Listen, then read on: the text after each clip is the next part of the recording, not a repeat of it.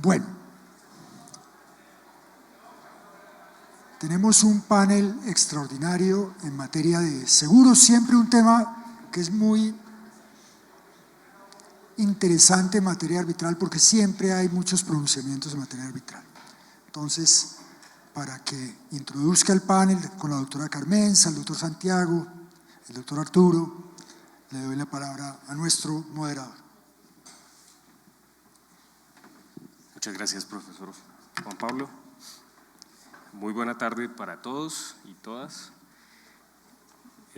Este panel, que está integrado por la profesora Carmenza Mejía, el profesor Santiago Lozano y el profesor Arturo Sanabria, tiene dos retos.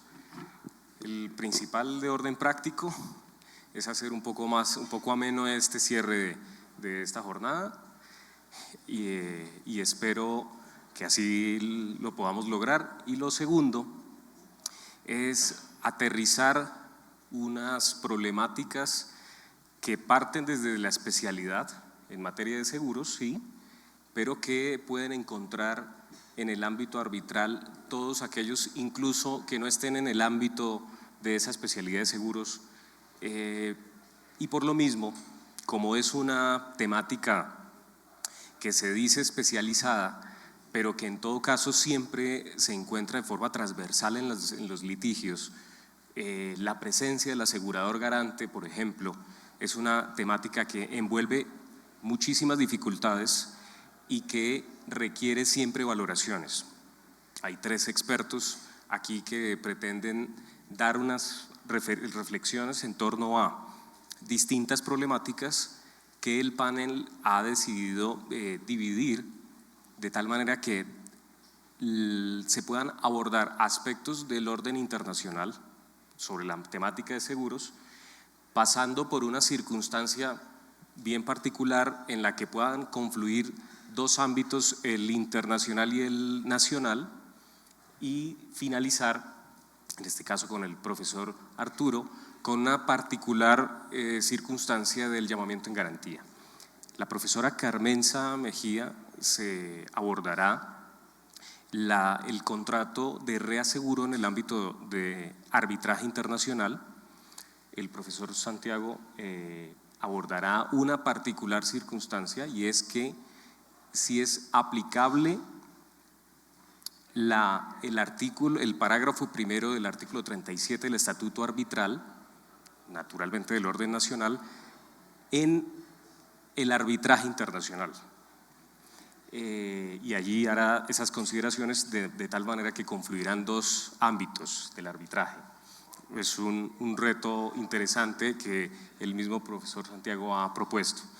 Y finalizando, el profesor Arturo expresará distintas problemáticas en torno al llamamiento en garantía que tiene el asegurador, ese sí, estrictamente en el contexto del arbitraje nacional. De tal forma que le cedo la palabra a la profesora Carmenza Mejía para que nos dé su presentación.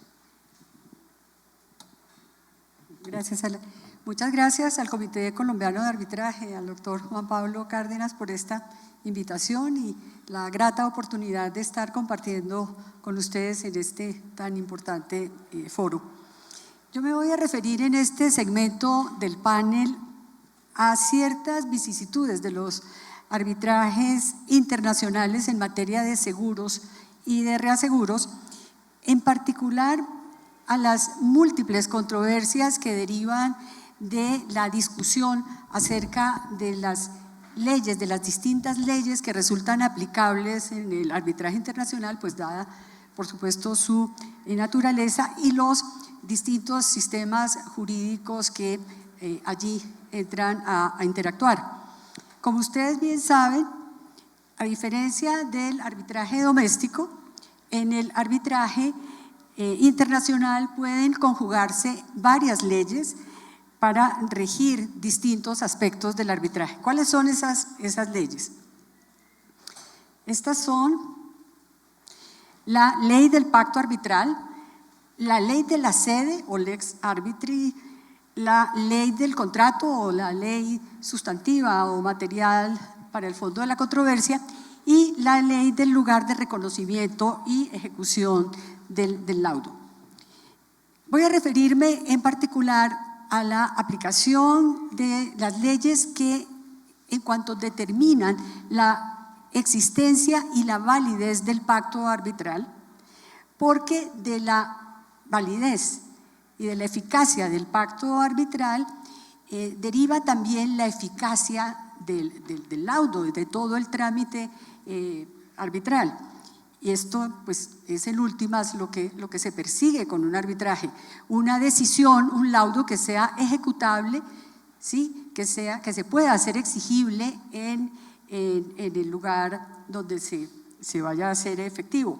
Y digo esto porque, como veremos más adelante, una de las causales para impedir la ejecución y reconocimiento de un laudo arbitral internacional tiene que ver precisamente con la invalidez del pacto arbitral.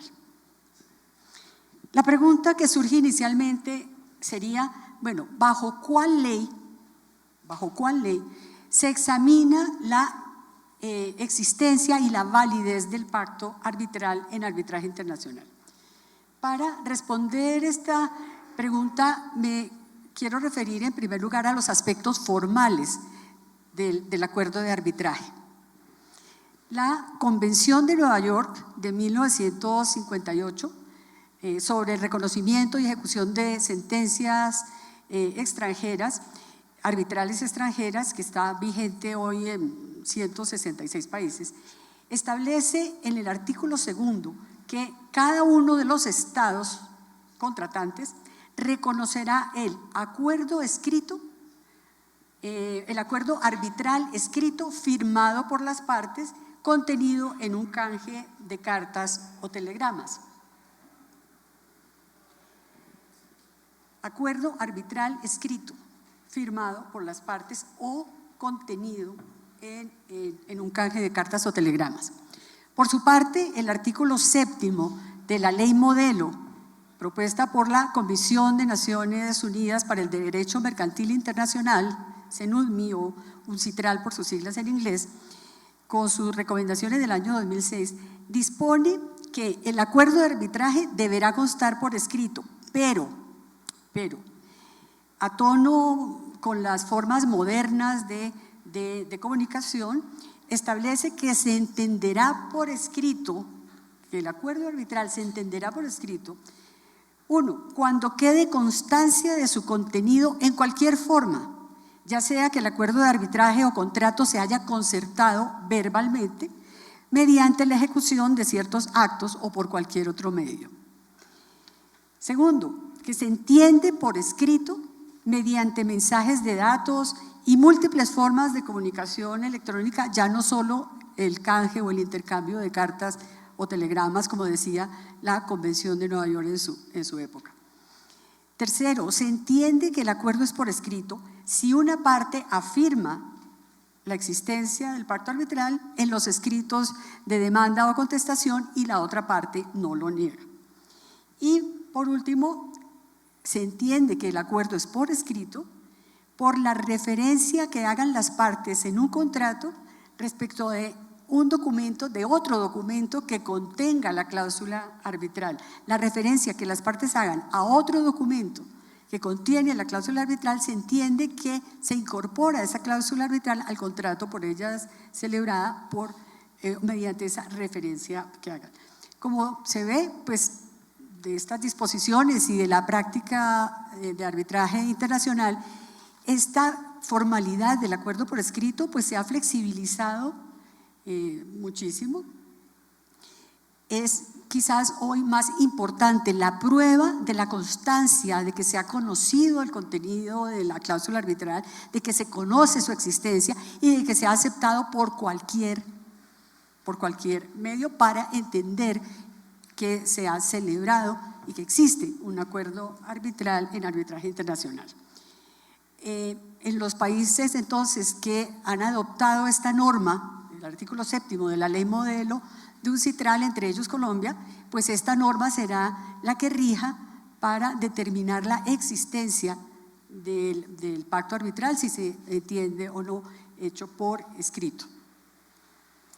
De estas hipótesis sobre existencia del pacto arbitral por escrito que trae la ley modelo UNCITRAL, permítanme destacar la relativa a la incorporación de la cláusula arbitral por referencia, ¿sí? Según lo cual la remisión que hagan las partes a la cláusula arbitral que está contenida en otro contrato, se entiende por ello que han aceptado tácitamente el pacto arbitral, se entiende que tácitamente han aceptado que se incorpore el acuerdo arbitral al contrato que ellas están celebrando. Pero la pregunta entonces es si resultará válido, resultará eficaz el pacto arbitral que no consta en el contrato entre las partes, sino solo por la referencia que han hecho a otro documento que sí contiene la cláusula arbitral. Y la otra pregunta es, bueno, ¿y cómo debe ser la remisión? ¿Cómo debe ser la referencia? ¿Debe ser, basta que sea genérica, basta que sea general, o debe ser expresa, debe ser explícita para entender entonces incorporada la cláusula arbitral de ese otro documento? Las posiciones han sido muy diversas, han oscilado entre ser rigurosamente formalistas y exigir el consentimiento expreso de la cláusula arbitral contenida en otro documento, hasta la de aceptar el consentimiento incluso verbal.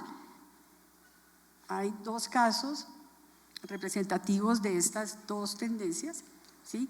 El de Small and Goldgross y el de Zambia en la otra posición, la no formalista, la de Zambia Stell versus Clark and Eaton.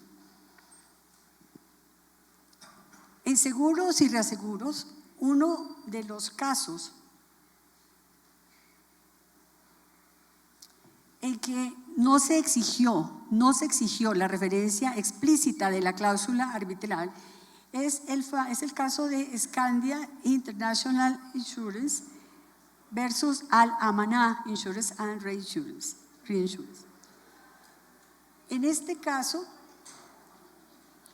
el asegurado había demandado judicialmente en Kuwait, había demandado a la aseguradora, ¿sí?, que es Al-Amanah. Y a ese proceso fueron vinculados Scandia y Mercantile como reaseguradores.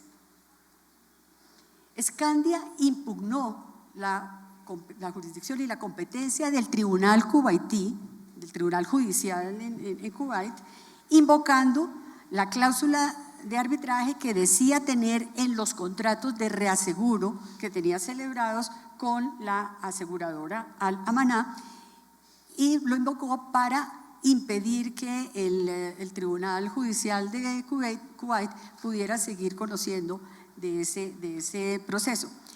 Al mismo tiempo, presentó demanda arbitral contra el asegurado, ¿sí? Scandia, la reaseguradora, contra el asegurado. El asegurador. Y el asegurador, en este caso Al-Amanah, se opuso a la incorporación de la cláusula arbitral que estaba en la póliza de seguros, ¿sí? Al-Amanah se opuso porque decía que la sola referencia que se hacía en el contrato de reaseguros, que se reaseguraba según el texto adjunto, eso no era suficiente para entender incorporado al contrato de reaseguro la cláusula compromisoria que estaba pactada en la póliza. Aquí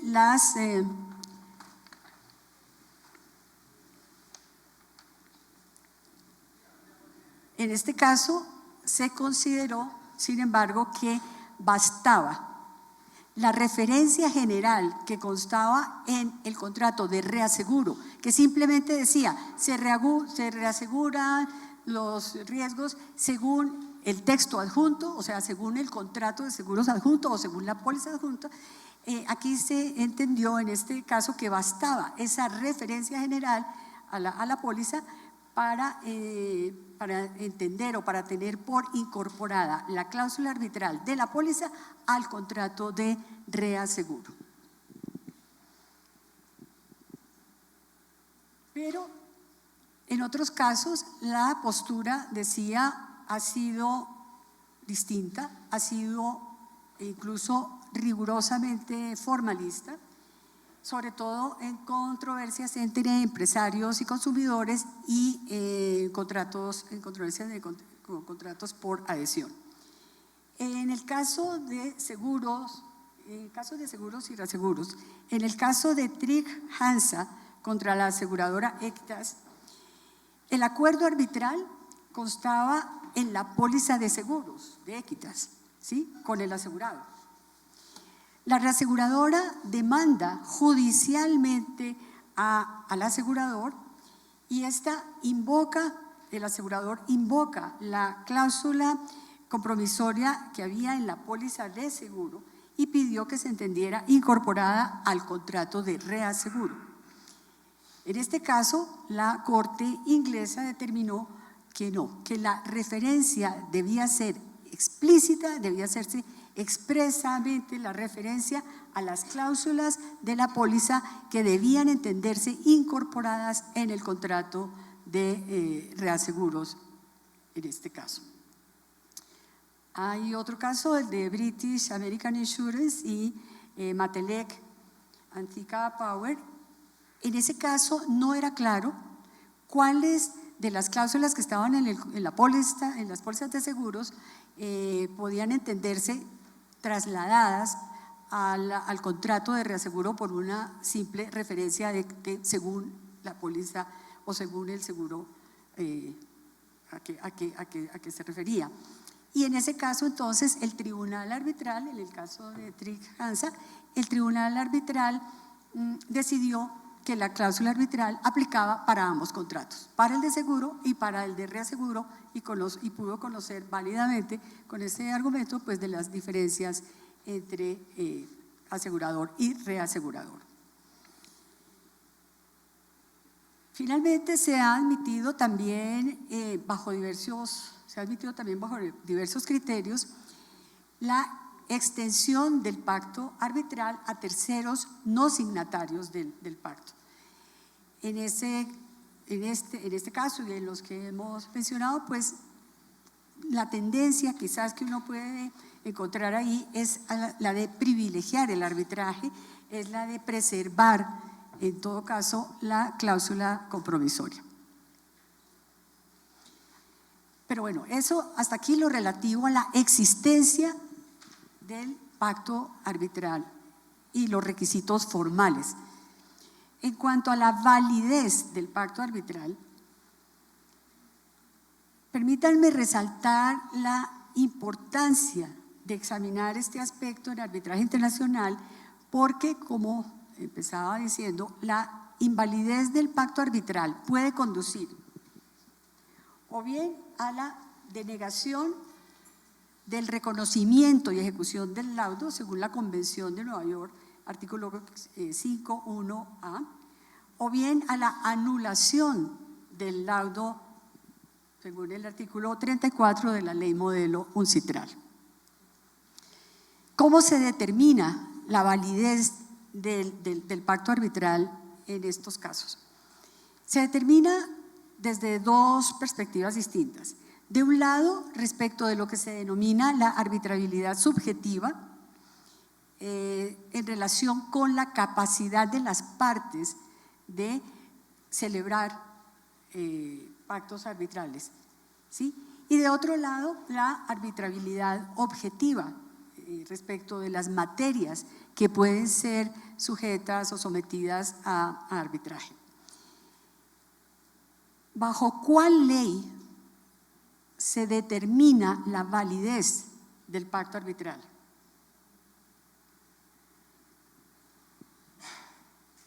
Sobre la arbitrabilidad subjetiva,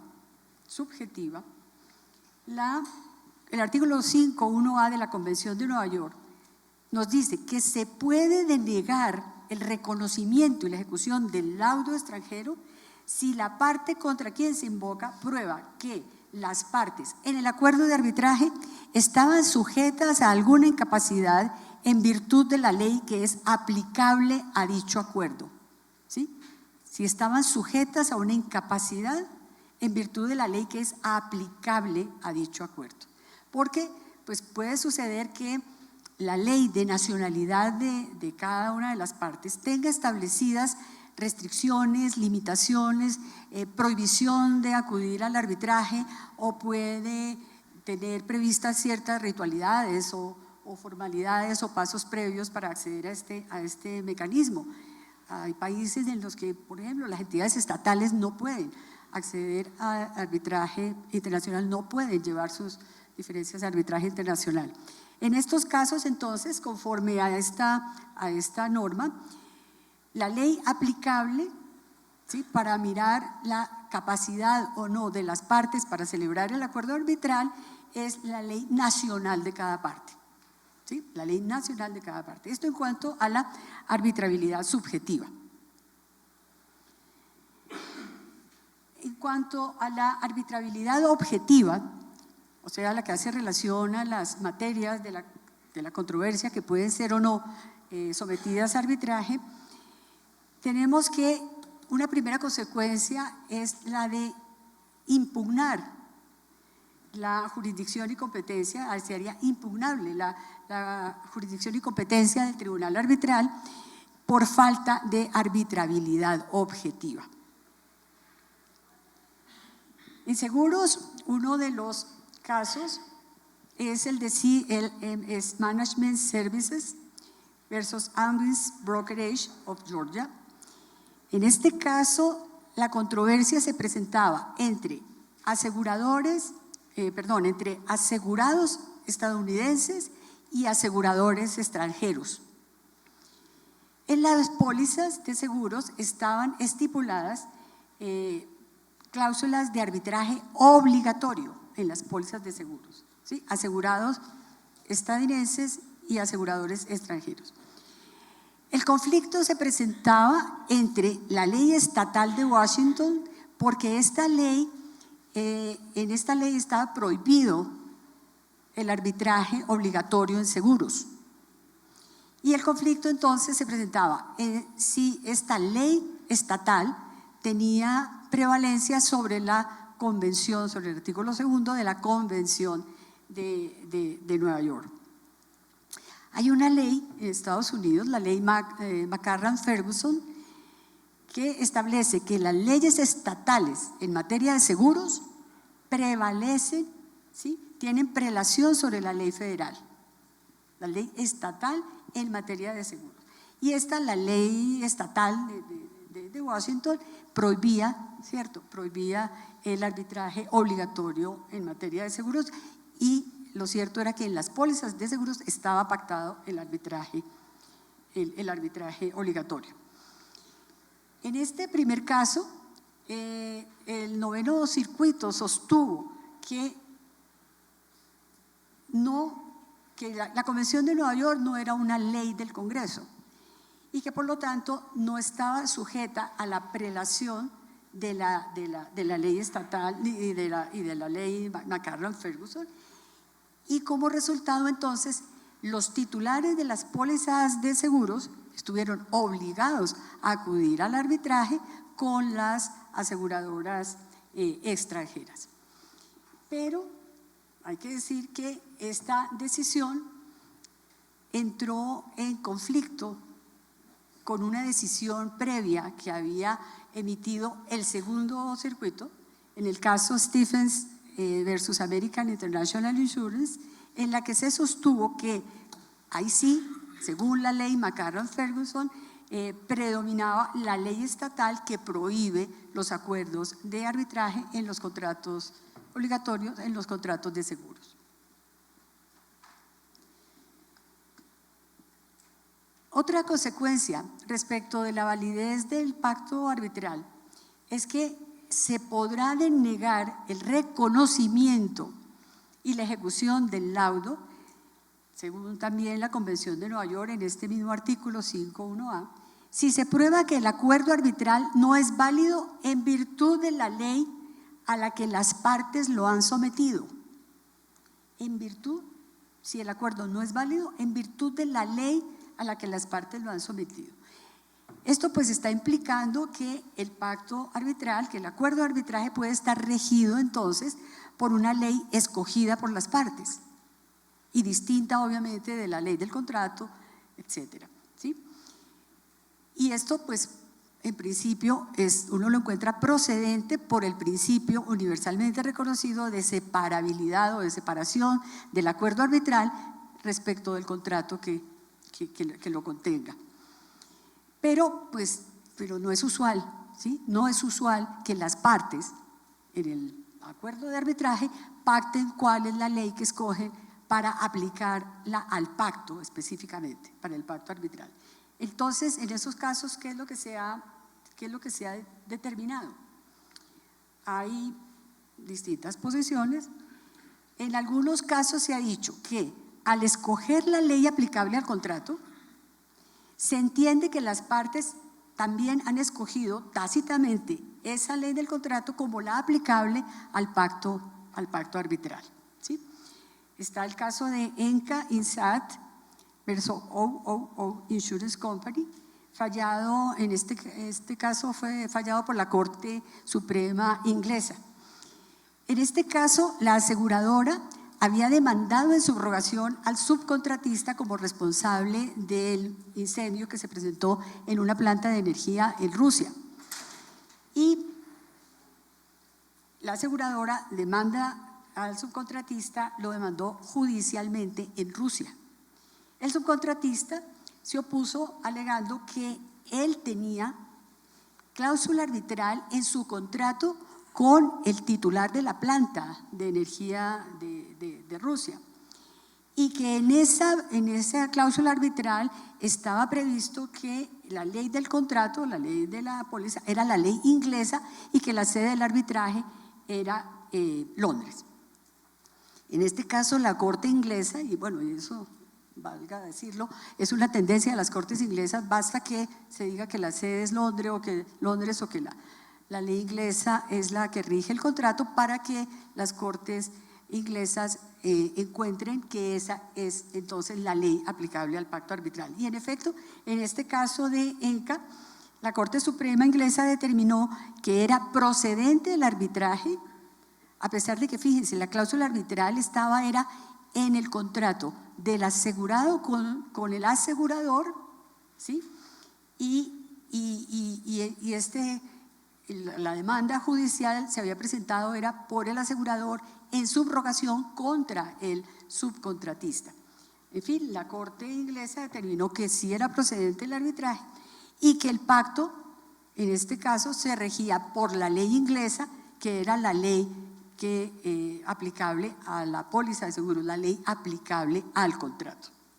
En ese mismo sentido está el caso de Atomic Energy de Canadá, en que el asegurado demandó judicialmente a las aseguradoras en Seúl, ante el Tribunal Judicial de Seúl en Corea, reclamando el pago del seguro, y en la póliza, a pesar de lo demandó judicialmente, a pesar de que en la póliza estaba la cláusula compromisoria. El Tribunal de Seúl concluyó que, dado que las partes habían acordado en la cláusula arbitral que la ley que regía la póliza, que la ley que regía el contrato era la ley coreana y que como bajo la ley coreana el arbitraje estaba permitido, era perfectamente válido, entonces el Tribunal Judicial de Seúl pues se declaró que no procedía la demanda y desestimó las pretensiones de la demanda porque encontró válido el pacto arbitral celebrado con la aplicación de la ley coreana, que era la ley prevista para aplicable al contrato. Uno encuentra ciertamente con estas interpretaciones que pues se desconoce el principio de la autonomía del pacto arbitral respecto del contrato. ¿sí? Porque se tiene entonces que basta que esté indicada la ley aplicable al contrato para entender que esa es la misma que se aplica al pacto arbitral. Hay posiciones distintas, hay casos de seguros y reaseguros con otra posición, con fundamento precisamente en la separación del pacto arbitral. Son los casos de uno de Excel Insurance versus Owens Corning y uno muy interesante, emblemático, el de Sulamérica, Compañía Nacional de Seguros versus Enesa Engenharia del 2012. En este caso de Sulamérica, los asegurados demandaron judicialmente a las aseguradoras en Brasil, ante una corte en Brasil, para hacer efectivo el pago del seguro. Eran los riesgos de construcción de una hidroeléctrica muy grande en Brasil. Eran varias pólizas con cláusula de arbitraje sujeta a la ley brasilera y según la ley brasilera no procedía el arbitraje en seguros. Y además en esa cláusula, en la cláusula arbitral se habían estipulado varias fases previas para llegar al arbitraje, fases que no se habían cumplido. La ley aplicable entonces en las pólizas, según las pólizas, era la de Brasil y en el pacto arbitral habían señalado que la sede del arbitraje sería Londres. Las aseguradoras, a su vez, demandaron ante las cortes inglesas a los asegurados para impedir que continuara el proceso judicial en Brasil, y las cortes inglesas entraron entonces a determinar o a considerar si el pacto arbitral debía regirse por la ley brasilera, que lo prohibía, o si debía someterse a la ley de la sede, que en este caso era en Londres, y a la ley inglesa. Y entonces, ¿qué resolvieron? Tuvieron en cuenta, de una parte, que si se aplicaba la ley brasilera, eso iba en contravía del querer de las partes, que era someterse a arbitraje. Y de otra parte, que si habían escogido a Londres como sede del arbitraje, este era un elemento importante porque marcaba la competencia de las cortes para entrar a actuar eventualmente en este caso, y escogieron entonces la ley inglesa. Pues como se ve, la discusión se plantea entonces respecto de si al escoger la ley aplicable al contrato principal, se entiende que las partes han escogido tácitamente esa ley como la aplicable también al pacto arbitral. Porque si no han escogido ni expresa ni tácitamente la ley aplicable al pacto, el artículo 5.1a de la Convención de Nueva York dispone que se podrá denegar el reconocimiento y la ejecución de la sentencia si se prueba que dicho acuerdo no es válido en virtud de la ley a que las partes lo han sometido, como acabamos de ver, o si nada se hubiera indicado a ese respecto en virtud de la ley del país en que se haya dictado la sentencia, es decir, el país de la sede. Y con esto paso a referirme a la ley de la sede y particularmente al concepto de sede. La sede, ustedes lo saben, no es en arbitraje internacional, no es un concepto geográfico, no es un concepto de territorio, no es un concepto físico, tampoco es el lugar donde se vayan a celebrar las audiencias. Es un concepto jurídico que es el que corresponde al domicilio legal del arbitraje y con unos efectos muy relevantes que en muchas ocasiones nos pasan inadvertidos. La ley de la sede, uno de esos efectos importantísimos, la ley de la sede es la que rige el procedimiento arbitral. No me refiero específicamente al trámite, o sea, las fases del trámite, los pasos, las etapas del trámite, que normalmente las partes lo escogen o lo difieren a un reglamento de un centro de arbitraje que administre el caso, Me refiero a la ley de procedimiento que entra a aplicar, ¿sí?, en aspectos tan importantes como la intervención de las cortes, la intervención de los tribunales judiciales locales en el trámite de los arbitrajes. Lo hacen eventualmente en la composición del tribunal o para las medidas cautelares, para efectuar pruebas, eventualmente resolver recusaciones. Y otro efecto importantísimo, la sede es la que dota de nacionalidad al laudo. El laudo en arbitraje internacional se entiende expedido en el lugar, ¿sí?, o en el país de la sede que hayan escogido las partes. Y eso implica que nada más y nada menos que las causales de anulación del laudo son las que tenga previstas la ley de la sede. Y el procedimiento para la anulación del laudo es el que tenga previsto la ley procesal de la sede del arbitraje internacional.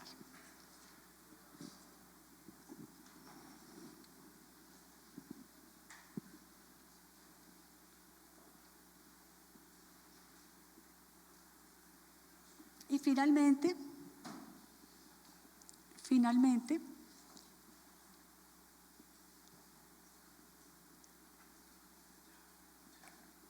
examinarla, cómo aplica, cómo entra a jugar la ley del lugar donde deba hacerse efectivo el reconocimiento, efectivo el laudo, donde se deba pedir el reconocimiento y hacer ejecutable el laudo, ¿sí?, que sería la ley del lugar del reconocimiento, porque según la Convención de Nueva York, en el artículo 5, 2A, se podría denegar el reconocimiento y ejecución del laudo si se comprueba que según la ley de ese país donde se va a hacer efectivo, según la ley de ese país, el objeto de la diferencia no es susceptible de solución por vía de arbitraje.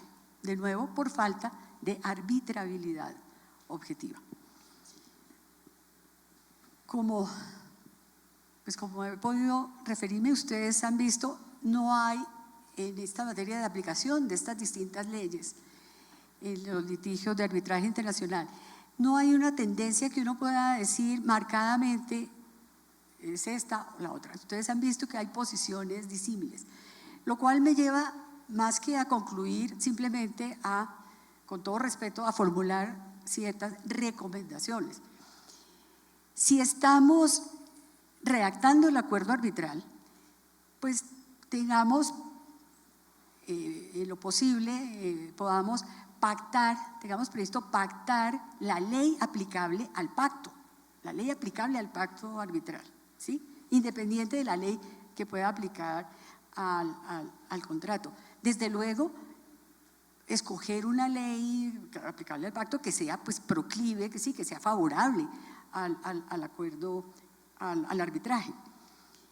Si ya estamos ante la controversia, pues examinar cuál sería entonces la ley del pacto, y en caso de que no se haya indicado expresamente cuál debe ser la ley del pacto, pues tengamos en cuenta lo que ahora conversábamos, que eventualmente la ley que le apliquen al pacto puede ser la ley del contrato principal. De ahí que sea tan importante examinar la ley del contrato, no solo en relación con la controversia, no solo en relación con cómo va a aplicar para resolver el fondo de la controversia, sino en relación con la validez del pacto arbitral. Y por supuesto, tener muy en cuenta cuál es la ley de la sede. Para escoger la sede, por Dios, examinemos muy bien el régimen jurídico de esa sede por los efectos tan importantes, ¿sí?, por las consecuencias tan importantes que hemos mencionado. Tengamos en cuenta que una de ellas, quizás de las más importantes, es que el laudo puede llegar a ser anulado por las causales que tenga prevista la ley procesal de la sede.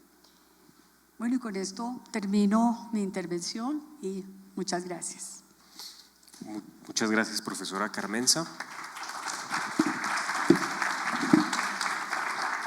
Pero por favor no suelte el micrófono, que tenemos una única pregunta.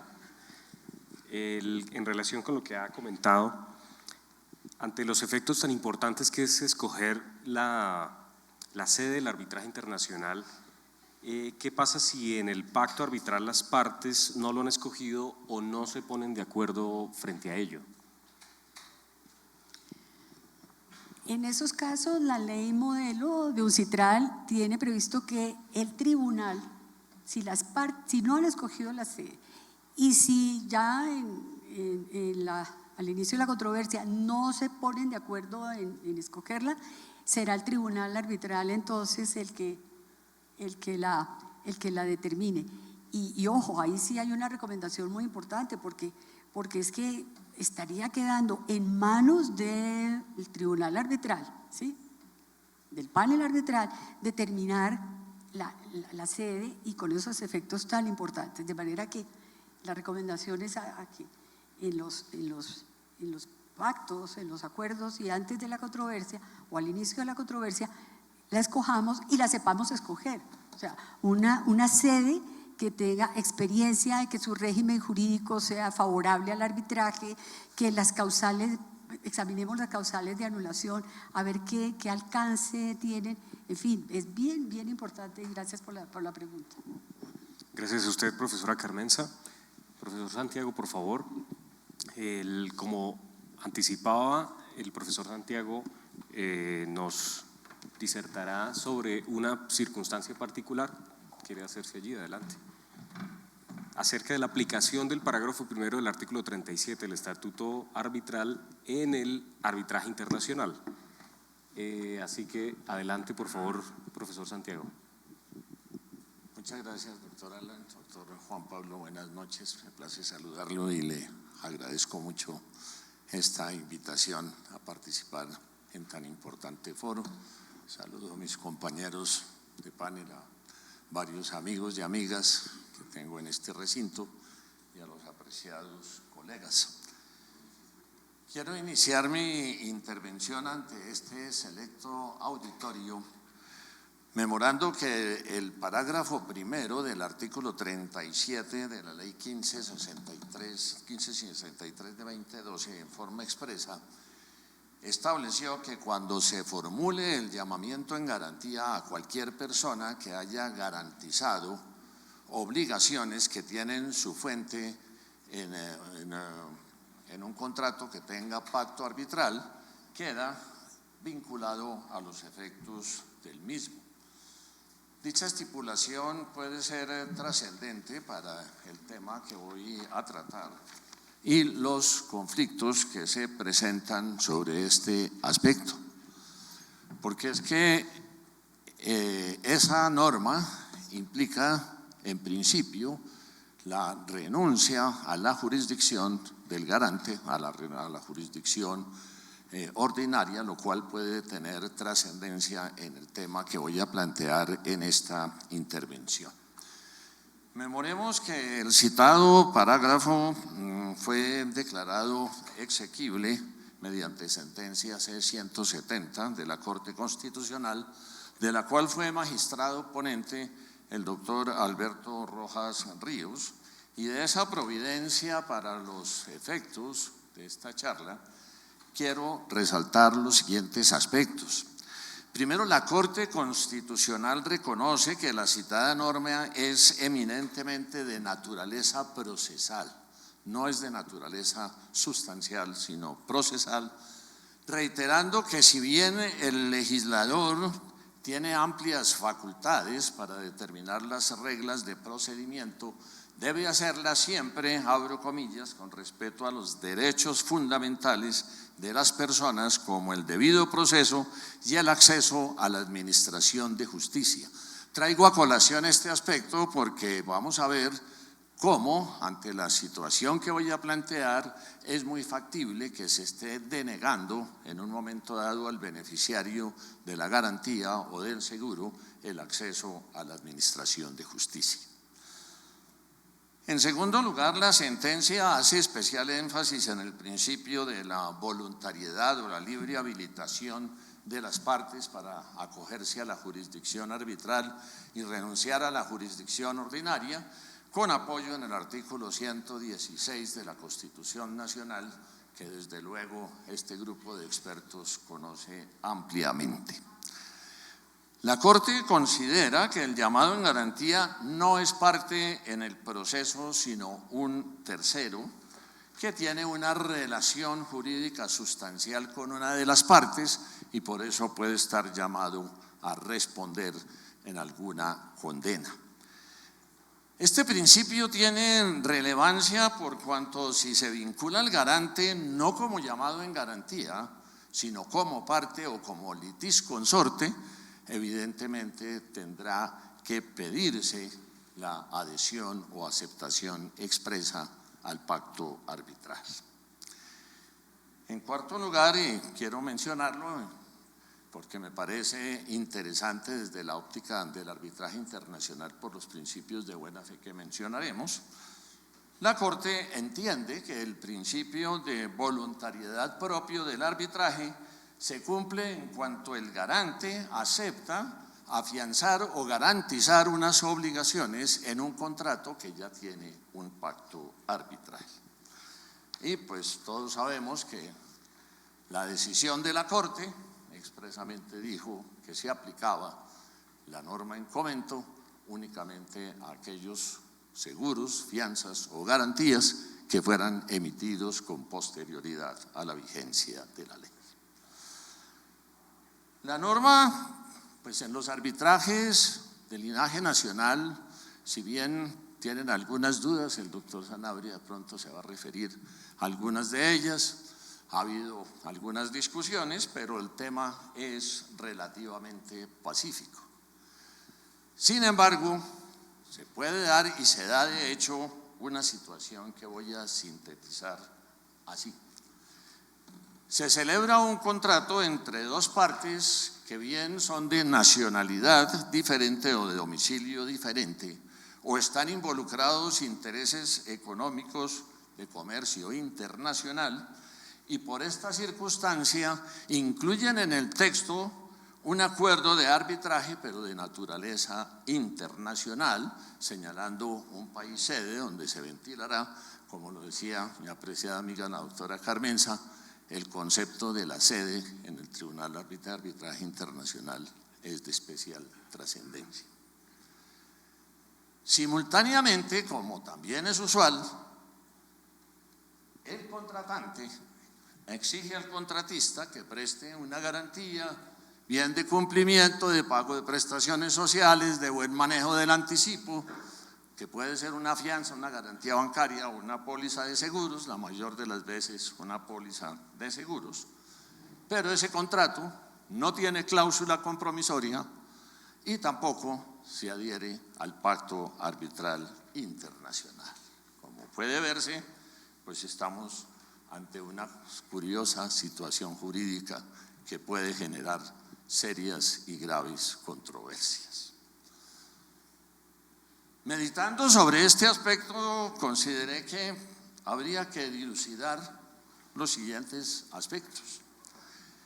El primero, si el parágrafo primero del artículo 37 de la Ley 1563 de 2012 es aplicable a aquellos contratos o acuerdos de arbitraje en que que se estén garantizando obligaciones derivadas de un contrato que tiene una cláusula de naturaleza internacional. El segundo aspecto, por dilucidar la posibilidad de vinculación de garantes al arbitraje internacional, voy a ser muy breve en este aspecto porque si no me extendería demasiado y sería objeto casi que de otra charla. Y tercero, ¿qué ocurre cuando se va a hacer efectiva la póliza o la garantía ante la jurisdicción colombiana, ante las eventuales excepciones que se puedan proponer de cláusula compromisoria, pacto arbitral o falta de jurisdicción y competencia? En lo atinente al primer punto, Considero sinceramente que la norma del parágrafo 37 de la Ley 1563 no puede ser aplicable a aquellas garantías que están avalando o garantizando obligaciones que están incorporadas en un contrato con un arbitraje internacional. Las razones son en síntesis las siguientes.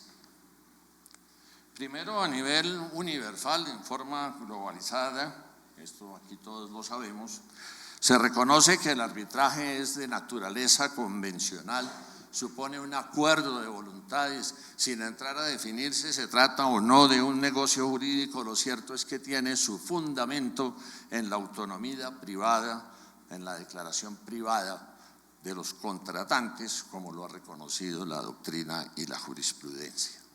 En desarrollo de este principio, pues no se concebiría que se pudiera vincular al garante sin que hubiera adherido o aceptado esa cláusula compromisoria de linaje internacional.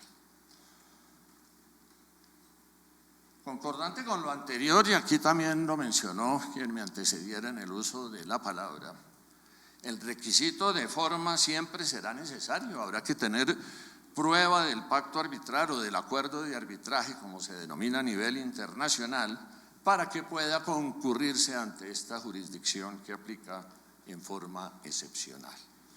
A solo título de ejemplo, hago referencia al reglamento de arbitraje de la Corte de Arbitraje Internacional del CCI, que en el artículo 4, entre los requisitos de solicitud de arbitraje, se exige adecuada información sobre el acuerdo o los acuerdos de arbitraje, requisito que se reitera al reglamentar la vinculación de partes adicionales, concepto al que me referiré ulteriormente. Tercero, considero que el llamamiento en garantía, como lo dijo la Corte Constitucional, es un aspecto puramente procesal y por tanto el parágrafo a que me he referido mal puede aplicarse a aquellos tribunales que no están regulados por el derecho procesal colombiano, como ocurre normalmente en los arbitrajes internacionales. En los arbitrajes de linaje internacional son los árbitros o las partes quienes definen los aspectos procesales, o en otras circunstancias puede aplicarse la legislación procesal del país sede. Entonces tocaría entrar a definir si en dicho país sede se contempla o no la institución del llamamiento en garantía. Memoremos en este punto que el propio artículo 92 de la Ley 1563 de 2012 faculta a las partes para convenir el procedimiento directamente o por referencia a un reglamento arbitral.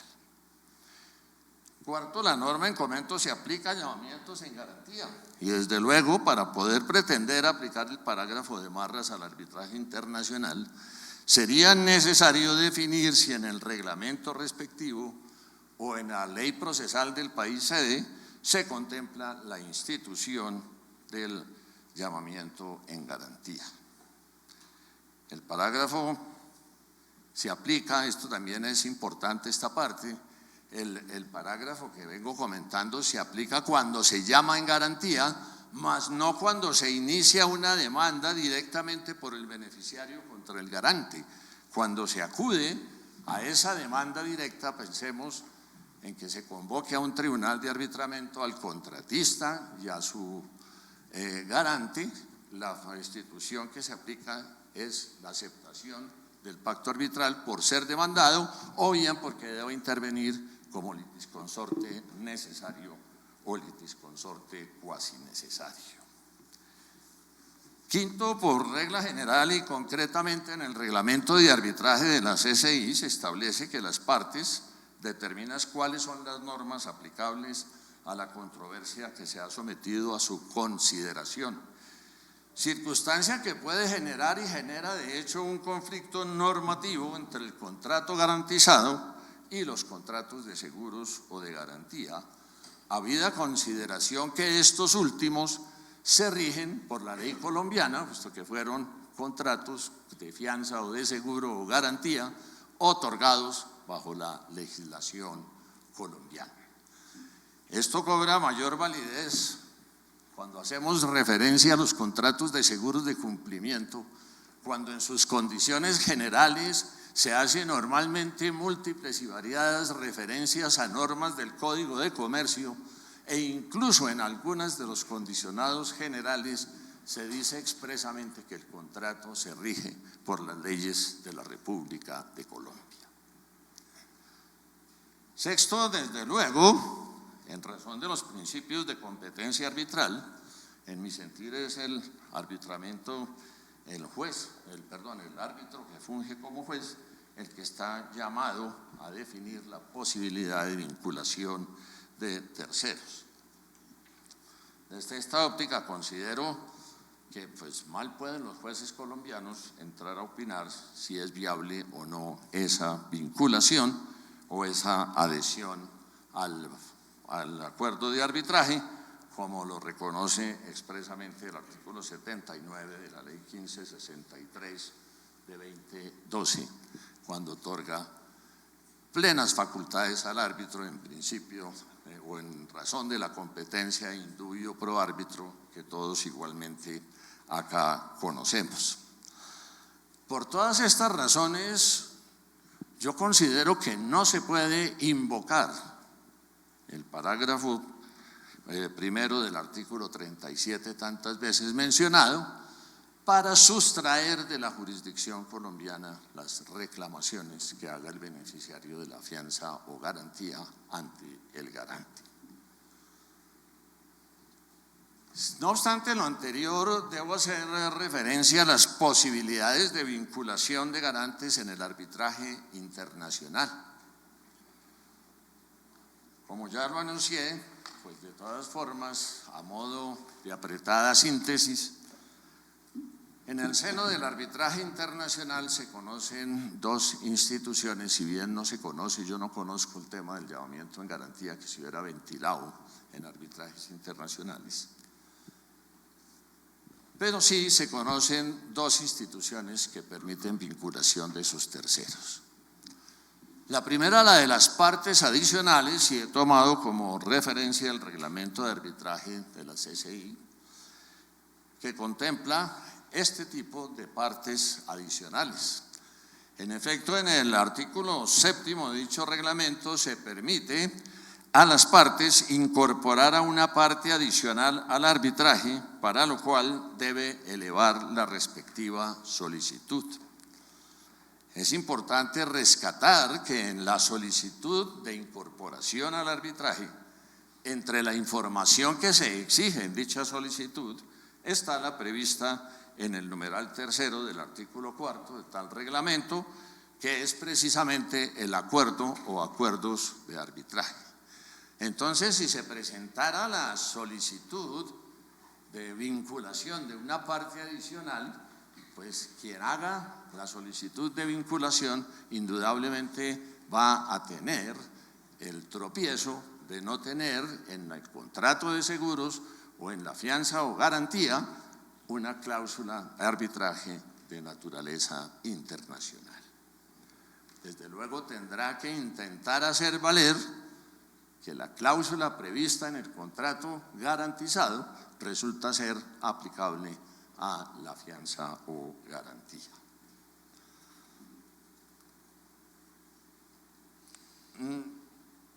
Es decir que para la vinculación de esa parte adicional, en principio siempre se requerirá una declaración de voluntad.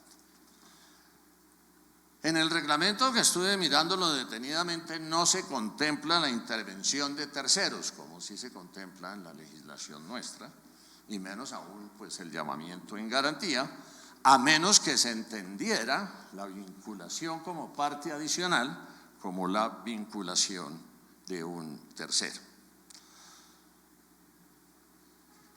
Por último, y sobre este aspecto de las partes adicionales, desde luego, si incluida una parte adicional al trámite de arbitraje internacional, hace manifestación expresa del acuerdo arbitral, pues el mismo reglamento tiene previsto que resulta viable tal vinculación, y en ese evento, en mi sentir, sí se extenderían los efectos del acuerdo de arbitraje al garante, pero no con fundamento en el parágrafo primero que estamos comentando, sino con fundamento en el reglamento de la CCI, que permite una parte adicional y en razón a la declaración de voluntad que hace ese tercero, o esa parte adicional, perdón, porque no es tercero, que resulta vinculada al proceso. Una segunda alternativa, posibilidad o institución que podría invocarse para la adhesión a ese acuerdo de arbitraje es el conocido como la extensión de la cláusula arbitral a no signatarios. No obstante, el principio universal de la voluntariedad del pacto arbitral que ya he mencionado y de los acuerdos de arbitraje, tanto a nivel internacional como nacional, se viene predicando la posibilidad de que la cláusula arbitral se extienda a no signatarios de la misma. Incluso acá, antes de la vigencia del Estatuto de Arbitraje, en alguna oportunidad se reconoció la vinculación de compañías de seguros con base en pólizas de cumplimiento. En este tópico sabemos que es el líder en la legislación y la doctrina peruana. El artículo 14 de la ley del decreto legislativo 1071 de ese país lo reconoció expresamente en su artículo 14 cuando estableció extensión del convenio arbitral. El convenio arbitral se extiende a aquellos cuyo consentimiento de someterse a arbitraje según la buena fe se determina por su participación activa y de manera determinante en la negociación, celebración, ejecución o terminación del contrato que comprende el convenio arbitral y al que el convenio esté relacionado. Se extiende también a quienes pretenden derivar derechos o beneficios del contrato según sus términos. En una forma muy sintética, porque pues son varias las decisiones que ha habido sobre este aspecto en la jurisdicción arbitral internacional y reitero colombiana también, a título de ejemplo menciono, cuando se demandan o se vinculan a un trámite arbitral a la principal, a sus filiales o agencias, y entonces excepcionan o aducen que el pacto, el acuerdo arbitral, por lo que estamos hablando de arbitraje internacional, está vinculado a una determinada sociedad y no a las demás. Se ha considerado que en ese momento se levanta el velo corporativo en razón a que en acatamiento a los principios de la buena fe, pues está beneficiándose una determinada sociedad que ha participado directamente en la ejecución del contrato. Igualmente, cuando se vinculan grupos de empresas, se ha aceptado el desarrollo de los mismos principios que se puede vincular a personas no signatarias del pacto arbitral. Y uno de los aspectos tal vez más trascendentes es en aquellos casos en que participando varios contratantes en la ejecución de un contrato, uno solo de ellos ha suscrito el contrato y ha suscrito el acuerdo de arbitraje, pero en la ejecución del contrato ha tenido una participación económica, ha tenido unos beneficios, ha realizado, por ejemplo, facturas y cuentas de cobros, ha recibido ingresos. En ese evento también se considera que hay una adhesión al acuerdo de arbitraje. Igualmente, cuando hay sustitución de un contratista por otro. No conozco a nivel internacional, como sí hay a nivel nacional, que se haya predicado esa adhesión al acuerdo de arbitraje como llamamiento en garantía. Pero considero importante insistir en este punto que de aceptarse esa vinculación, su fundamento no estaría en la norma a que me estoy refiriendo. Tendría su fundamento jurídico en los principios de buena fe que se han invocado para establecer esta modalidad de adhesión. Entonces, bajo este escenario y reiterando que en mi sentir no puede predicarse la renuncia a la jurisdicción colombiana del beneficiario del seguro de la fianza o garantía, bien puede darse la situación, y de hecho se da, de que el beneficiario del seguro de la fianza, el contratante, al instaurar el proceso judicial con miras a hacer efectiva la garantía, le excepcionen cláusula compromisoria, pacto arbitral o incluso falta de jurisdicción y competencia. Y se podrían dar curiosas situaciones. Una, que ya esté vigente un trámite arbitral al que no se vinculó al garante. Dos, que no esté funcionando un tribunal de arbitramiento, pero le resultaría al beneficiario, por lo menos bastante difícil en principio, convocar a un arbitraje internacional sin tener expresamente un acuerdo de arbitraje. Tendría que invocar el acuerdo contemplado en el contrato garantizado y aparejarlo de la garantía para tratar de hacer extensiva ese acuerdo de arbitraje, lo cual considero realmente bastante dispendioso y complicado.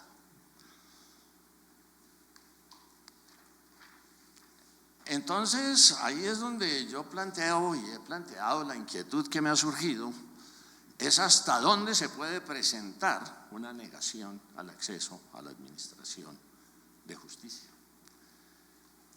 Aun cuando no conozco una decisión judicial en firme que resuelva este caso, en el contexto de la jurisdicción colombiana pues se pueden presentar serias controversias.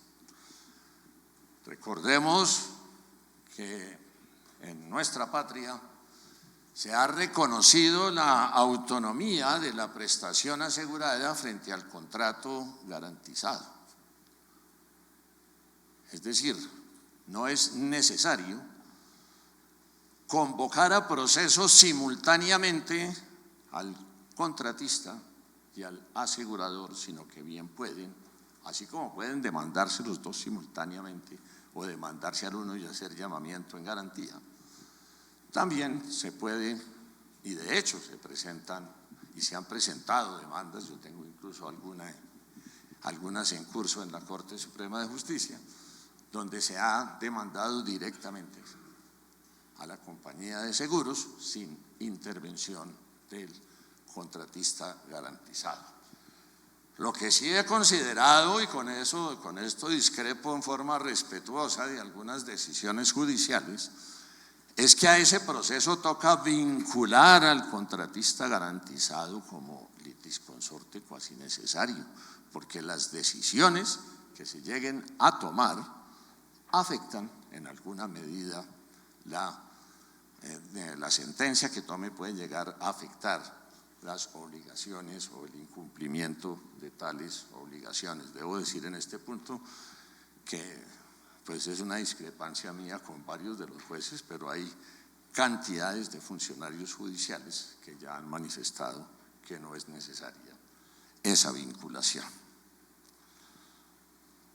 Yo insisto en este punto, yo sí sigo considerando, y siempre lo pediré así me lo nieguen, que se vincule al contratista garantizado como litisconsorte cuasi necesario con apoyo en el artículo 62 del Código General del Proceso. Y en estos parámetros puede ocurrir, y de hecho ocurre, que bien el garante o bien el contratista que ha sido vinculado o llamado en garantías, porque ocurre con frecuencia, creo que ese tema lo va a tratar acá el doctor Arturo, ocurre con frecuencia que demandado el asegurador llama en garantía a su contratista para ejercer las acciones de subrogación. Y entonces, les insisto, bien puede ocurrir, y de hecho ocurre, que el contratista o el asegurador aduzca la excepción previa de compromiso o de pacto arbitral con apoyo en la cláusula que está incorporada dentro del contrato afianzado, que reitero, no es de linaje nacional, sino de linaje internacional. Pues si se llegara a aceptar, yo personalmente me he opuesto y me opongo a eso, como ya lo dije al principio, a quienes reclaman la aplicación de este parágrafo, pues es que no resulta viable porque falta el principio de voluntariedad y cumplir los requisitos de forma de prueba del acuerdo de arbitraje a que hacía referencia la doctora Carmenza. Segundo, porque el contrato de fianza está sometido a la legislación colombiana, y si está sometido a la legislación colombiana tenemos que ventilar la controversia ante la jurisdicción colombiana y con aplicación de las normas colombianas. En fin, porque el acreedor, cuando inicia este tipo de procesos, no está formulando un llamamiento en garantía, está iniciando una acción judicial, está formulando una demanda frente a quien garantizó el cumplimiento de un contrato y en razón a que ese contratista no cumplió el contrato. Y en tratándose de seguros, recordemos que el artículo 1080 del Código de Comercio exige la demostración del siniestro en forma judicial o extrajudicial. Pero también por las dificultades de vincular al garante a los arbitrajes internacionales, que es lo que yo vengo mencionando, y pues eso, reitero, crea en mi sentir un vacío que bien puede conducir a que se quede el beneficiario de la fianza o asegurado en el contrato de seguros a que no tenga jurisdicción para hacer efectiva la prestación asegurada. Pensemos en las distintas hipótesis. El artículo 101 del Código General del Proceso señala que si prospera la excepción de compromiso o cláusula compromisoria, se declara la terminación del proceso y se devuelve la demanda con sus anexos al demandante. El numeral cuarto del artículo 95, al regular la interrupción de la prescripción, establece lo siguiente, abro comillas: cuando el proceso termine por haber prosperado la excepción de compromiso o cláusula compromisoria, salvo que se promueva el respectivo proceso arbitral dentro de los 20 días hábiles siguientes a la ejecutoria del auto, que dé por terminado el proceso. Acá yo me pregunto, ¿y cómo se logra dentro de los 20 días siguientes convocar a un tribunal de arbitraje de linaje internacional y sin tener un acuerdo de arbitraje? Ahora, pensemos en la segunda alternativa, y es que el arbitraje tendiente a dirimir las controversias existentes entre contratante y contratista no se haya iniciado, vale decir, no se ha aperturado el proceso. Entonces, es acá donde les digo que tendría el asegurado todas las dificultades para poder iniciar el trámite arbitral. Ahora, si está un tribunal de arbitraje en curso de nivel internacional, ya dirimiendo las controversias existentes entre contratante y contratista, pero el garante no fue vinculado, en mi sentir, por aplicación de analogía de la excepción de falta de jurisdicción, el juez tendría que remitir el proceso a ese trámite arbitral en curso, porque ahí no habría quien dirima el conflicto de jurisdicciones. Si aplicamos el principio de indubio pro árbitro, pues los árbitros tomarán la última decisión. Pero lo que no se puede es declarar probado la excepción de cláusula compromisoria y no remitir el proceso, entre otras cosas porque si ya hay un arbitraje internacional en curso, pues es nítido que no se puede iniciar un nuevo trámite de arbitraje. Y desde luego Mientras tanto, el beneficiario de la garantía tiene el riesgo de la prescripción, y especialmente en tratándose del contrato de seguros, que todos sabemos que la prescripción es bastante corta, como quiera que es de 2 años. Por esta razón, en conclusión, en mi sentir, cuando se da la situación que comento, no hay una renuncia del asegurado o del beneficiario de la fianza o de la garantía a la jurisdicción colombiana. La única forma en que se podría dar por probada la aceptación de esa renuncia a la jurisdicción colombiana es que bien por acuerdo de las partes o por decisión del Tribunal de Arbitraje Internacional se dé por aceptado que el asegurador o el fiador o el garante queda vinculado al proceso.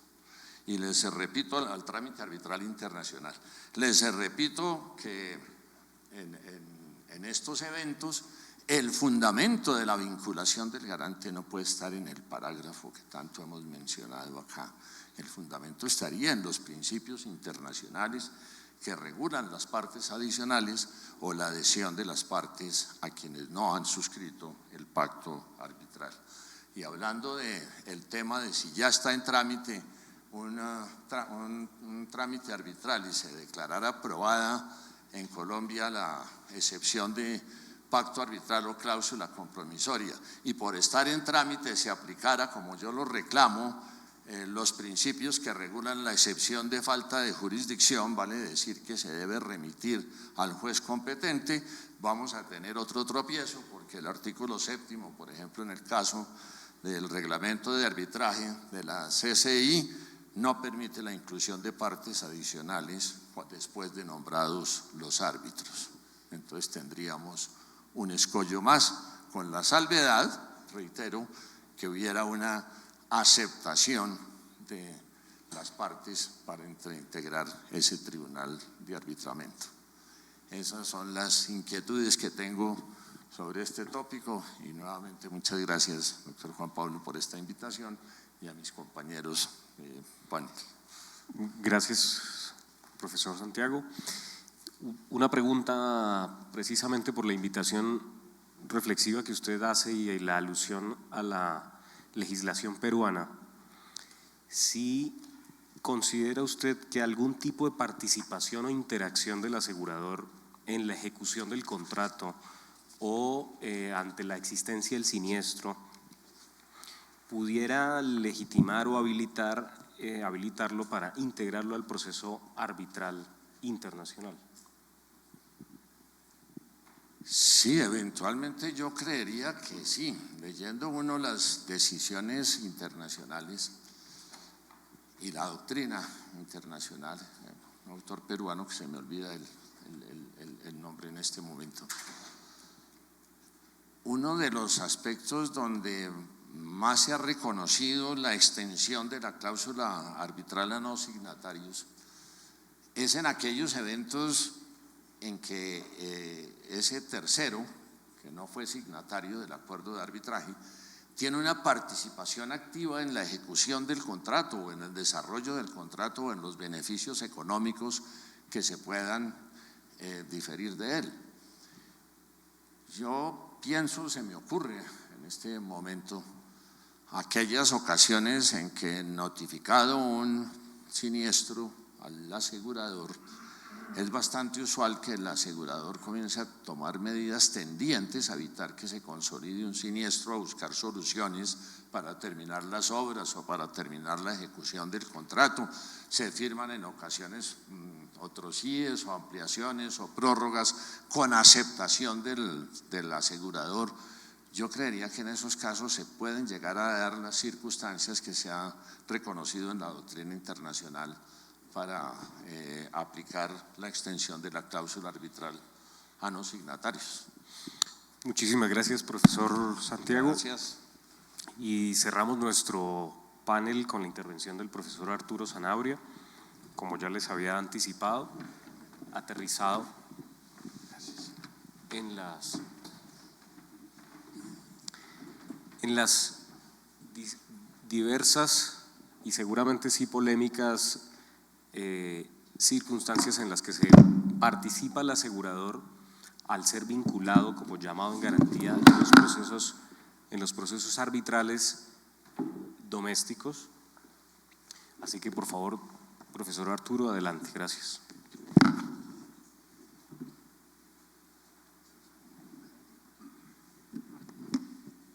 Bueno,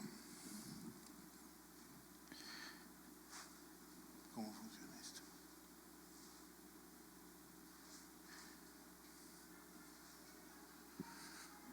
Bueno, antes de comenzar, yo les quiero proponer un contrato entre nosotros. Muy sencillo, consistente en que yo voy a ir al punto tratando de decir ciertas cosas interesantes, no sé, por lo menos polémicas, de manera breve, y ustedes no se retiran del salón tan rápidamente. Son las 6:07. Cuando uno lo invitan a una reunión como esta, a un congreso como este, mil gracias doctor Juan Pablo, mil gracias al comité, pues uno hace un esfuerzo y le dedica varias horas de trabajo a preparar una presentación, aunque no se note, créanme que es así. Y todos los que, aquí hay varios, muchos que han estado parados aquí, uno hace un gran esfuerzo. Entonces, les ruego el favor de que me den la oportunidad de oírme. Yo, por mi parte, les prometo ser breve, aunque tengo una presentación relativamente larga, quedaría como para media hora, pues procuraré en 20-15 minutos ir a ciertos puntos que creo que son los claves en esta presentación. Y ustedes me dan la oportunidad de oírme de manera completa. ¿Lo hacemos, ese contrato? ¿Esto cómo funciona? Parece que se han adherido, profesor Arturo, ante su silencio. Gracias. ¿Cómo funciona esta cuestión? Listo. Ahí voy pasando. Y para volver. Listo. Gracias. Bueno, ¿de qué voy a hablar yo? De un tema que nos toca a los que trabajamos como litigantes y en arbitramentos casi todos los días, a los árbitros casi todos los días, a los litigantes casi todos los días, más cuando litigamos en derecho de seguros. ¿Qué quiero yo hacer en estos minutos? Plantear unas polémicas, unas situaciones puntuales que se presentan en arbitramentos nacionales y también, por supuesto, en los juzgados, respecto del llamamiento en garantía. Tengo aquí otro problema y es que yo ya no alcanzo a ver ni con gafas eso de allá. Entonces me iré a voltear poco a poco para mirarlo acá, perdón. Me referiré primero a la definición del llamamiento en garantía, luego al llamamiento en garantía cuando hay coexistencia de seguros, al llamamiento en garantía cuando hay coaseguro y a unos problemas que se presentan en particular en el seguro de cumplimiento de contratos, es decir, si el llamamiento en garantía de una aseguradora al afianzado, no al asegurado, el llamamiento en garantía del afianzado a la aseguradora y los árbitros y el llamamiento en garantía. ¿Qué quiero hacer particularmente? Ojalá plantear unas ideas polémicas que den para un debate. Sé que muchas de las cosas que voy a decir no son compartidas seguramente por la mayoría de quienes las oigan. Bueno, hay que comenzar, por supuesto, por la definición del llamamiento en garantía en el Código General del Proceso y analizarla, desmenuzarla. El artículo 64 dispone: quien afirme tener derecho legal o contractual a exigir de otro la indemnización del perjuicio que llegara a sufrir. Fíjense esto que me parece interesante. Lo que la norma dispone es que quien afirme tiene el derecho a llamar en garantía. Y afirmar es fácil. Uno puede afirmar lo que sea sin tener derecho a ello. El Código de Procedimiento Civil en el artículo 57 era muy distinto. El Código de Procedimiento Civil en esa norma decía quien tenga el derecho. Y entonces, quien decía tener el derecho tenía que proveer unas pruebas de que tenía el derecho. Hoy en día, como la norma dispone, quien afirme tener, pues no necesita aportar ninguna prueba. Simplemente presenta el llamamiento en garantía diciendo que tiene un derecho legal o contractual para llamar en garantía a otro con el que tiene una relación de garantía en virtud de la cual ese otro, llamado en garantía, garante, tiene que garantizar, porque la ley así lo dispone o porque el contrato así lo dispone, lo que va a pagar, lo que debe el llamante en garantía en el proceso. Y de dos maneras, o indemnizando ese llamante en garantía o reembolsándole a quién, reembolsándole al llamante después de que, por supuesto, el llamante ha hecho un pago. Otra cosa interesante, puede pedir el llamamiento en garantía, o mejor, hacer el llamamiento en garantía, tanto el demandante como el demandado. Es clarísima la norma en ese sentido. Un ejemplo en nuestro mundo de seguros de un demandado llamante en garantía, un seguro de responsabilidad civil, caso de todos los días. A demanda B, B es asegurado en un seguro de responsabilidad civil, B demandado en el término de traslado llama en garantía a la aseguradora. Un ejemplo de demandante llamante en garantía, seguro de cumplimiento. El demandante demanda directamente al contratista, el contratante asegurado demanda directamente al contratista y llama en garantía junto con su demanda al asegurado, a la aseguradora. ¿Podría demandar también a la aseguradora? Sí, pero lo puede llamar y lo puede llamar en su posición de demandante. Ahora bien, ¿qué requisitos debe tener ese llamamiento en garantía? Los mismos de cualquier demanda, porque en realidad un llamamiento en garantía es una demanda y por ende tiene que cumplir todos los requisitos contemplados en el artículo 82 del Código General del Proceso y creo yo, por supuesto también en el 206 del Código General del Proceso. Es decir, el llamante en garantía en cualquier posición que lo haga debe hacer un juramento estimatorio, porque ese es un requisito de cualquier demanda, junto con los que establece el artículo 82. Bueno, ahora bien, hago aquí una cita de una sentencia del Consejo de Estado, porque me pareció bien interesante y me sirve para cosas de las que quiero hablar después. La leo. En cuanto al numeral tercero de la norma antes mencionada, el Consejo de Estado aquí se refiere a una norma del Código del CEPACA, pero es una norma muy parecida a nuestro artículo 64, de manera que creo que la cita es perfectamente pertinente. En cuanto al numeral tercero de la norma antes mencionada, conviene precisar que para aquellas solicitudes de vinculación al proceso en las cuales no se llega de manera física a ningún tipo de contrato o vínculo, es necesario que se encuentren debidamente sustentados los hechos que dan lugar al llamamiento en garantía, los cuales deben tener en estrecha relación con un vínculo legal o contractual, de modo que del fundamento fáctico se desprenda la relación de garante.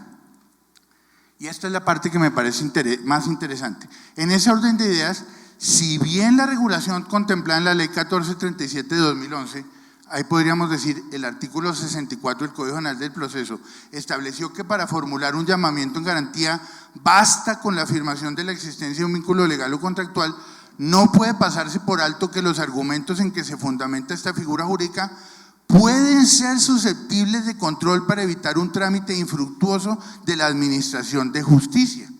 4 de febrero de 2019, considera ponente Marta Nubia Velázquez. ¿Por qué me parece que esa cita es tan importante, o esa sentencia que comparto plenamente?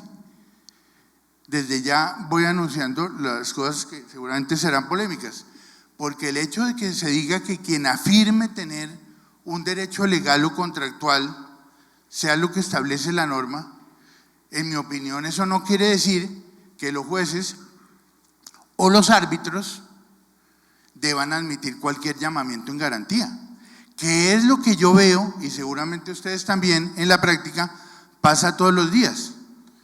Podríamos decir aquí que un llamamiento en garantía no se le niega a nadie, o mejor aún, que una admisión de un llamamiento en garantía hoy en día no se le niega a nadie, con el argumento, a mi manera de ver, equivocado, de que como la norma dice quien afirme tener, pues basta con esa afirmación, y eso no es así. Debe hacerse un control, como le decía el Consejo de Estado, muy bien dicho, debe hacerse un control. Bueno, dejemos eso por ahora ahí. Hay una historia del llamamiento en garantía en Colombia. El Código Judicial lo contenía en la ley 105, pues la ley 105/31, que era el Código Judicial, decía: el que conforme a la ley tiene derecho a denunciar el pleito. Era una denuncia del pleito, pero era lo que era en ese momento el llamamiento en garantía. Fíjense, que promueva o que se le promueva. Curiosamente, en el Código Judicial se permitía hacer el llamamiento o la denuncia tanto al demandante como al demandado.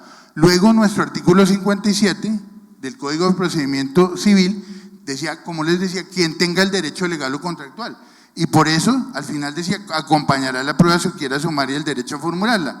Y hoy en día, nuestro artículo 64, quien afirme tener derecho legal o contractual, etcétera, etcétera. Sentados estos digamos, precedentes que me parecen bien importantes para los problemas, entro a hablar de los problemas. El primer problema, el llamamiento en garantía de una aseguradora a otra en los casos de coaseguro y coexistencia de seguro.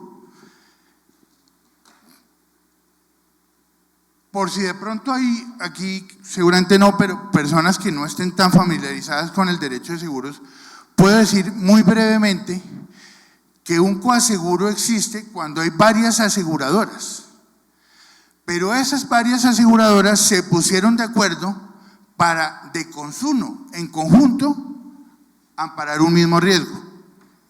Ahí hay un coaseguro. ¿Y cómo se materializa eso? Por lo general hay una póliza con la carátula, con el logo, con el nombre de la aseguradora, que ahí se llama líder,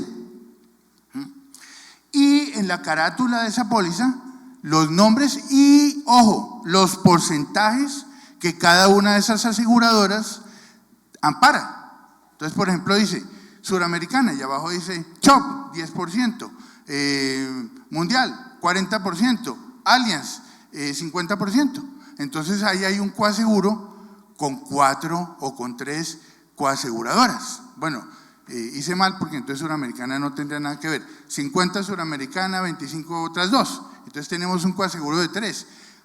Esas compañías se pusieron de acuerdo. Se pusieron de acuerdo en varias cosas, en amparar todas ellas el mismo riesgo, con el mismo asegurador, por ende con el mismo interés asegurable. Y hay un líder. ¿Cuál sería el líder en ese ejemplo? Pues Suramericana. En la coexistencia de seguros, las compañías de seguros no obran de consumo.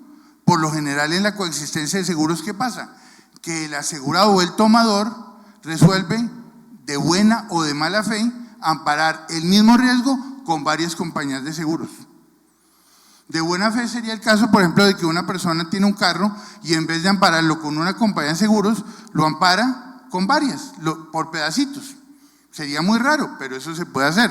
O de mala fe, a alguna persona que se le ocurre que voy a amparar con varias compañías, ojalá ocurra un siniestro para que todas me paguen y yo me enriquezca con el seguro. Por supuesto, eso tiene unas consecuencias negativas establecidas en nuestra ley comercial. Pero digamos que esas son las diferencias entre la coexistencia de seguros y el coaseguro. ¿Qué normas regulan esas figuras? Artículos 1092 a 1095 del Código de Comercio. Yo quiero resaltar el artículo 1092.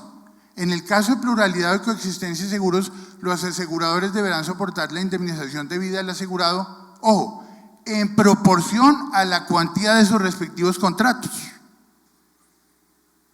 Eso no puede ser más claro. ¿Qué tipo de obligación hay ahí? Pues una obligación conjunta o mancomunada, en la cual cada una de las varias personas deudoras de la obligación pagan su parte, su proporción.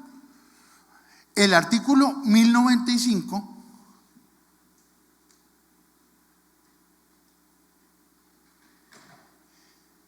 regula específicamente el coaseguro, establece los requisitos del coaseguro. ¿Y qué dice ese 1095? Ese 1095, dispone que al coaseguro, a ese coaseguro, se le aplican todas las normas anteriores.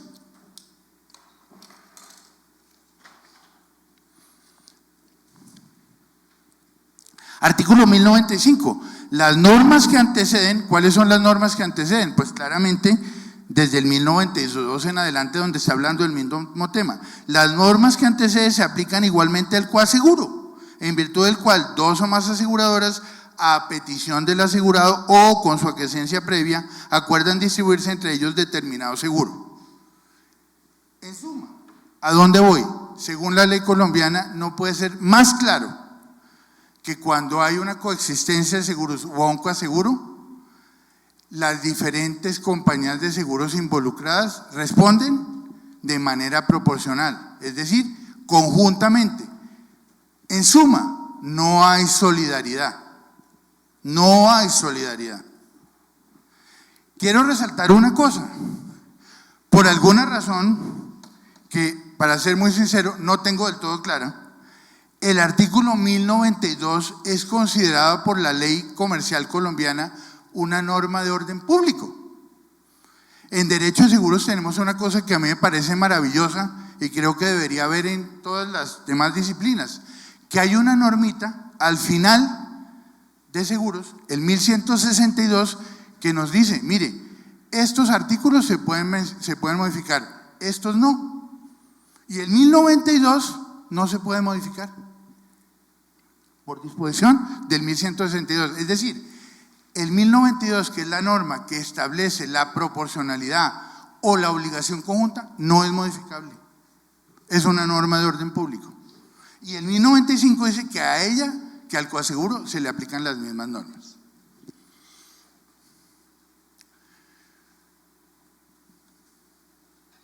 Entonces, la pregunta ¿es viable el llamamiento en garantía entre coaseguradoras?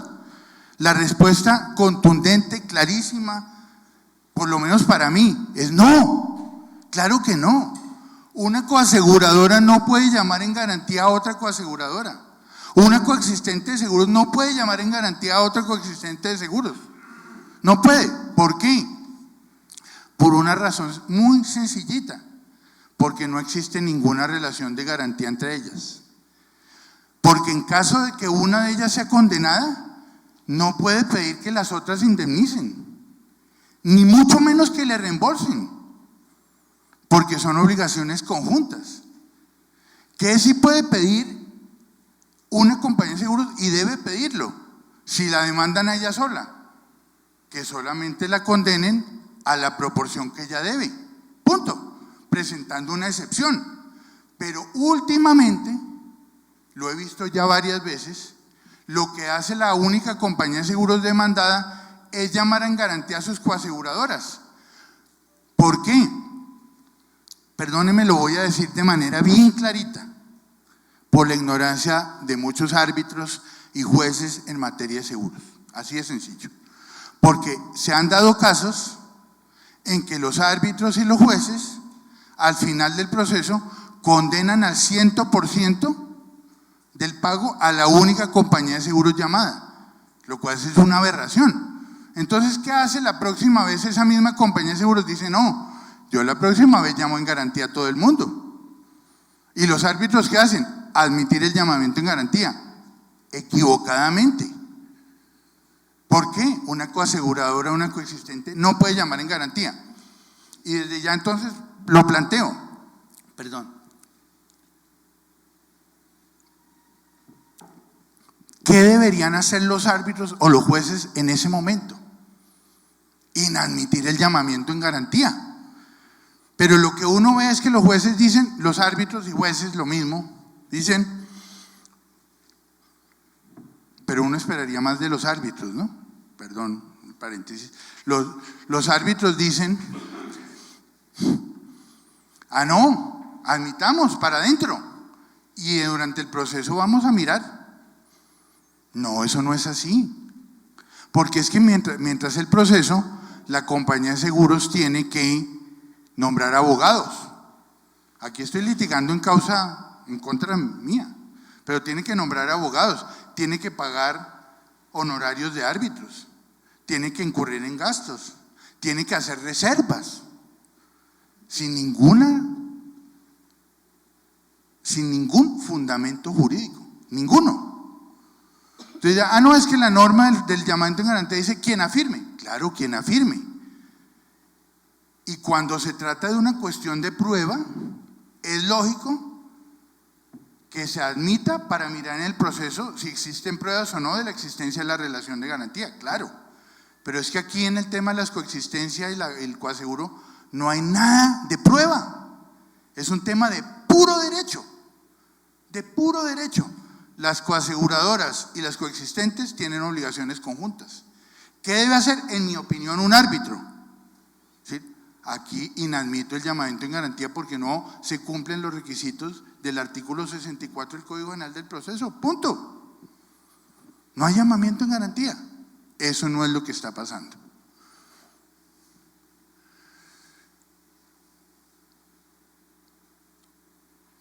Bueno. Segundo problema, hay un seguro de cumplimiento de contratos. ¿Cómo funciona un seguro de cumplimiento de contratos? Hay una aseguradora que ampara un riesgo. ¿Cuál es el riesgo que ampara? Que en un determinado contrato el contratista lo incumpla y le cause perjuicios al contratante. Ese es el riesgo. Entonces, ¿qué personajes hay ahí en ese tipo de contratos? La aseguradora, el tomador, que no nos importa mucho quién sea, pero por lo general es el afianzado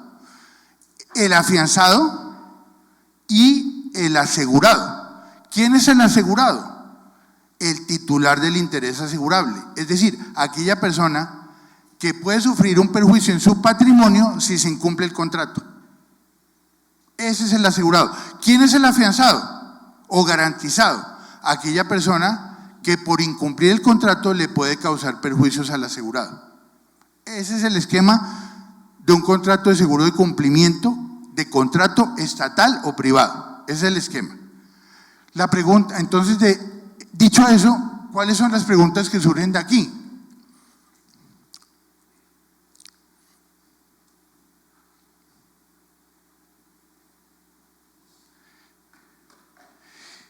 ¿El afianzado puede llamar en garantía a la compañía de seguros en un proceso arbitral? Lo hacen. Y he visto en muchas ocasiones que los árbitros admiten ese llamamiento. Error. Un afianzado no puede llamar en garantía a una compañía de seguros. Jamás. ¿Por qué? Porque es que el afianzado no tiene el más mínimo derecho a que se le reembolse lo que llegue a pagar por parte de la compañía de seguros o a que la compañía de seguros le pague una indemnización. No, es todo lo contrario, es todo lo contrario. Si el afianzado incumple el contrato, causa un daño y a la compañía de seguros le toca resarcir ese daño, indemnizar en virtud del contrato de seguro, en el mismísimo momento en que la compañía de seguros paga la indemnización, se subroga en contra del afianzado. Y es la compañía de seguros la que le puede exigir al afianzado la devolución de lo que pagó hasta el monto de la indemnización, artículo 1096 del Código de Comercio. Entonces, ¿cómo es posible que el afianzado llame en garantía a la aseguradora y los árbitros admitan ese llamamiento? Eso es imposible. Eso no puede ser así.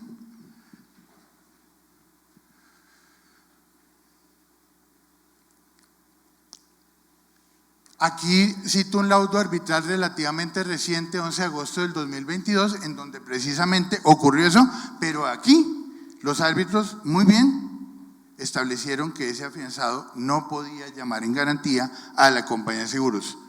No, Natura Cosméticos Limitada contra Ecoislandes, etcétera, etcétera. La aseguradora ahí era suramericana.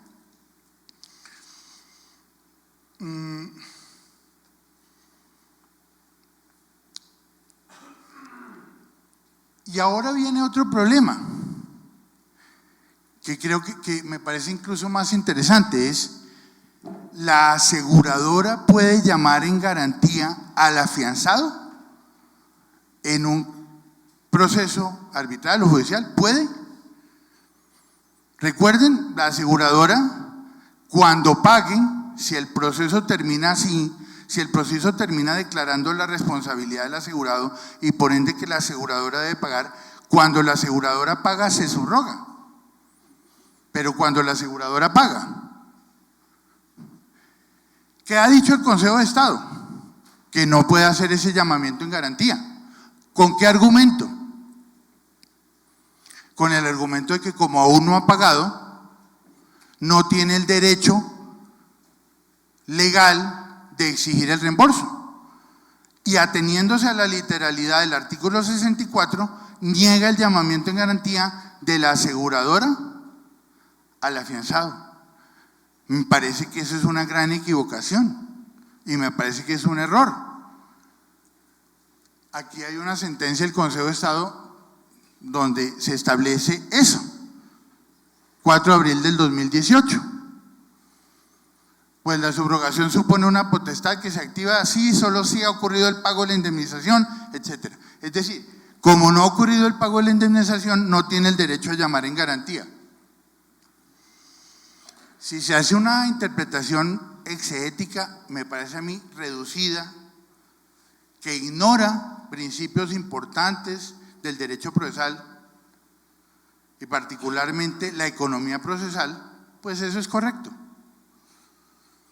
Pero como se trata de la efectividad de las normas, de la economía procesal, más en un país en el que los procesos demoran años, carece absolutamente de sentido que una aseguradora no pueda llamar en garantía a su afianzado para ver qué pasa. Muchas veces se ha dicho que el llamamiento en garantía es una actuación que se hace in eventum, por si eventualmente pasa algo. ¿Por qué no permitir el llamamiento en garantía de la compañía de seguros para ver si, terminado el proceso, a la compañía de seguros le toca pagarle al asegurado o al beneficiario, que por lo general es el asegurado, e inmediatamente en el mismo proceso esos árbitros resuelven la relación entre la compañía de seguros y el afianzado?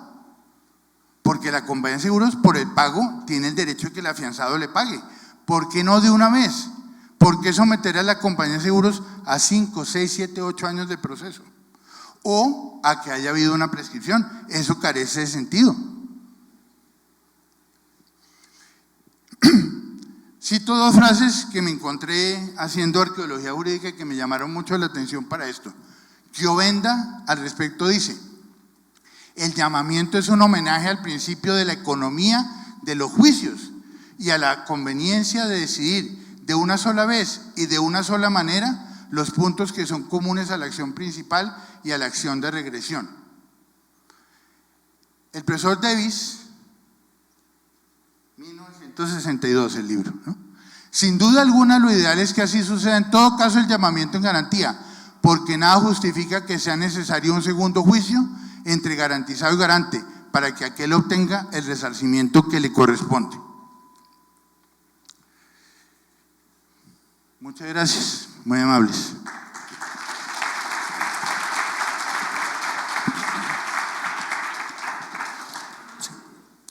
Muchas gracias, profesor Arturo. Creo que todos cumplieron cabalmente su Mil prestación. gracias, sí, mil gracias por cumplir el contrato. Yo no sé si yo lo cumplí. En verdad, muchas gracias al Comité Colombiano de Arbitraje, al profesor Juan Pablo Cárdenas, a la profesora Carmenza, al profesor Santiago y al profesor Arturo por la conformación de este panel que esperamos haya servido para dejar unas reflexiones. Solamente cierro presentando en su nombre excusas por parte del profesor Juan Guillermo Hincapié, quien tuvo un impasse verdaderamente difícil que le impidió venir y acompañarnos, pero les expresa esa excusa y un saludo especial también para el profesor Juan Pablo. Muchísimas gracias de nuevo y feliz noche.